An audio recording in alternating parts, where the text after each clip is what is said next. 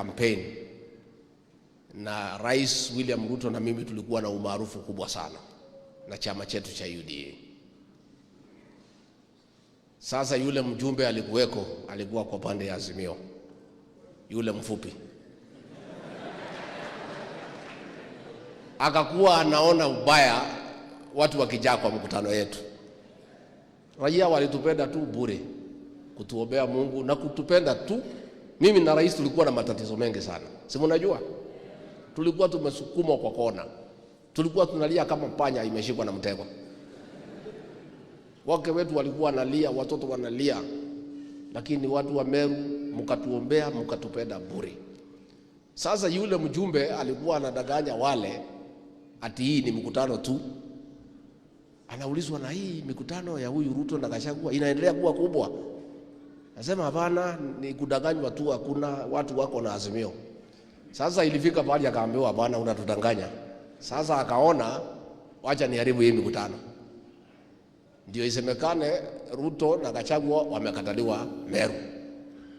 So tumefika pale Mtwati, mkutano umejaa, watu yuko pale, Ruto nekiana cha Simba nini maneno mzuri.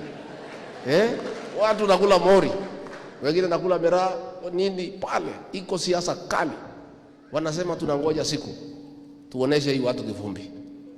Sasa wale watu walikuwa wamelipwa, walikuwa juu ya duka, anasema sasa mnangoja nini? Hii mkutano iko karibu kuisha.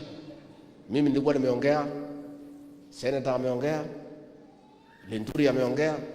Sasa nikaita huyu Taitumu, mawe.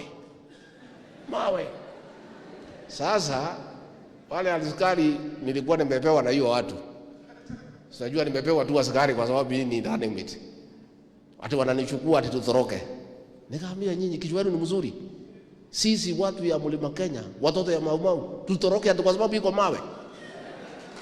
Sisi tulipigana na mzungu akiwa na guruneti, akiwa na bomu, akiwa na buduki, akiwa na ndege. Sisi nikapanga na uaminifu wetu. Sisi tukaendelea mkutano. Mawe napigwa. Nikaita UCS. Wewe UCS ananizungusha tu. Alikuwa ndani ya hiyo maneno. I hope he left this place, so he is still here. Agali yako? Alienda. Alikuwa ndani ya hiyo maneno. Sasa mimi nikamwambia huyo Taitumu, ndugu yangu, mambo nataka unisaidie. Huyu mtu ametuaibisha na kutupiga mawe, na sisi ni wazee ya jamii, watu ya kuheshimika. Mimi nitakuwa naibu wa rais. Mimi ni mtu ya Mlima Kenya. Mimi mamangu ni Mumeru. Ananipiga mawe, anatumia vijana kuwapatia pesa. Taitumu, uongee na hii watu ya Igembe North, uturudishie heshima yetu kama wazee. Na njia ya kutafutia sisi heshima ni kufukuza hiyo mtu akwende kabisa.